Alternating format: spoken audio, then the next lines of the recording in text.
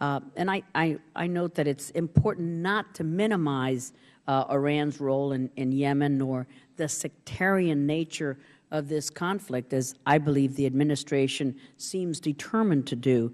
The administration has so far provided only limited logistical support to the Saudi-led coalition. We waited to give them the intelligence that they needed, for example, to know exactly where to hit. And the administration is hoping for a political solution without also having our own comprehensive strategy in the region. So we are essentially outsourcing our Yemeni policy to the JCC and Iran, GCC and Iran, the Gulf countries. Are we in conversations with Iran about the situation in Yemen or with Houthi rebels? And what is our plan if the Houthis refuse to accept a political resolution? Madam Chairman, we believe that the Iranians are well aware of our views and our positions on the situation in Yemen. We have been very clear in articulating that. As far as the Houthis are concerned, we have expressed an interest in establishing a dialogue with them, going all the way back to frankly, the time that I was still in Sana'a. The Houthis, up until now, have declined the opportunity to engage with us directly. Nevertheless, we have been able to communicate with them, to pass messages to them through various intermediaries. Again, I believe that the Houthis are fully aware of our views and the positions that we've taken on their issues, going all the way back to the early years of the 21st century. Thank you, sir. You testified that current conditions in Yemen are beneficial to al-Qaeda and the Arabian Peninsula, and that ISIL is an emerging presence in Yemen. How large of a presence does ISIL have in Yemen? What kind of pressure are we applying against them? And now that our embassy is closed, all of our personnel have been evacuated, our intelligence capabilities have been severely restricted, what kind of intelligence can we collect without a presence in country, and what insight do we have into the various factions? It's a very good question. In terms of ISIL, it's extremely difficult for us to have a clear picture of the extent to which they are a factor there. As you know, they claim credit for several attacks on mosques earlier this year. This was the first time that ISIL as an entity emerged really in Yemen. We would still consider AQAP to be by far the larger and more significant threat. We have heard some Yemenis and others speculate that what we're seeing is the return perhaps of some Yemeni fighters who were in Syria or Iraq who've come back to Yemen and are now operating as ISIL, but I think that is something that we couldn't confirm at this point.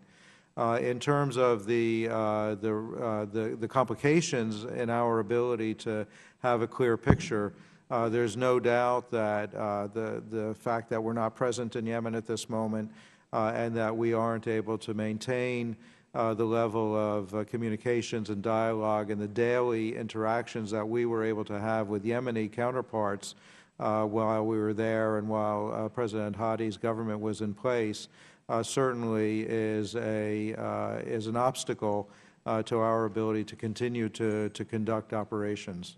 Thank you, sir. Now, State and DOD have provided a variety of capabilities to Yemeni security forces, including some sensitive equipment such as night vision goggles.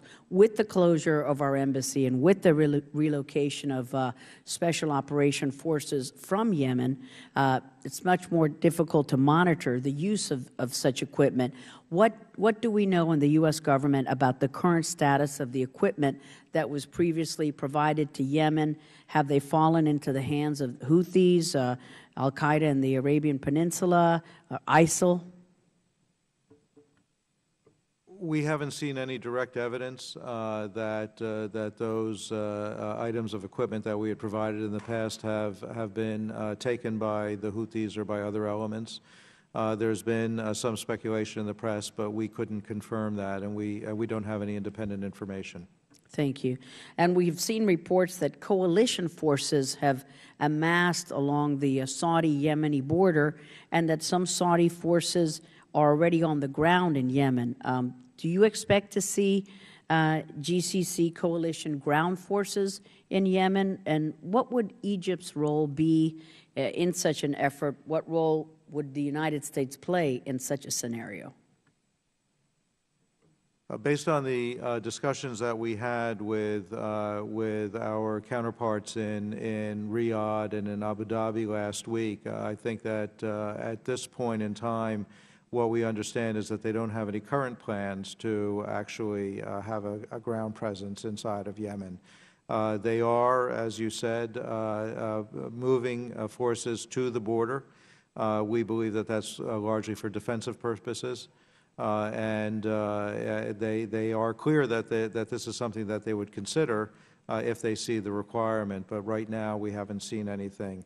As for the Egyptian role, those discussions are ongoing, and there have not been any commitments that we're aware of on the part of Egypt to participate in any kind of a ground activity. Thank you. And lastly, you testified that the humanitarian situation was already dire in Yemen before this crisis, and that malnutrition, bad sanitation, no access to water, internal displacements, they're all rising internal concerns. What is the U.S. doing to work with Saudi and the rest of the Gulf Council nations to prioritize the transportation of water, essential food and fuel, humanitarian supplies like medicine into the country and via air and seaports? One of the fundamental items in Deputy Secretary Blinken's agenda with our partners in Riyadh and in Abu Dhabi was precisely to encourage them, to urge them to ensure that humanitarian access to Yemen was possible. I think that the latest information that we have is that the picture has improved somewhat. It remains very serious. Nearly half of the population in Yemen right now, based on the estimates that we've seen, is food deprived. So this is a very serious situation. We're doing a better job, I think, in getting some of the humanitarian supplies, not only food, but also medicines and other essential humanitarian goods to Yemen. The internal distribution is extremely difficult because of the various military activities that are going on around the country. So the movement has become complicated. And probably the most significant concern that we have right now is the availability of fuel, which is essential not only for the movement of goods and people, but also is essential in order to provide water and also bread, because the bakeries run on propane gas, and without propane they can't bake their bread. So this is having ripple effects throughout the economy and making the humanitarian situation that much more serious. Thank you again for your service, sir. Mr. Deutsch of Florida, the ranking member is recognized.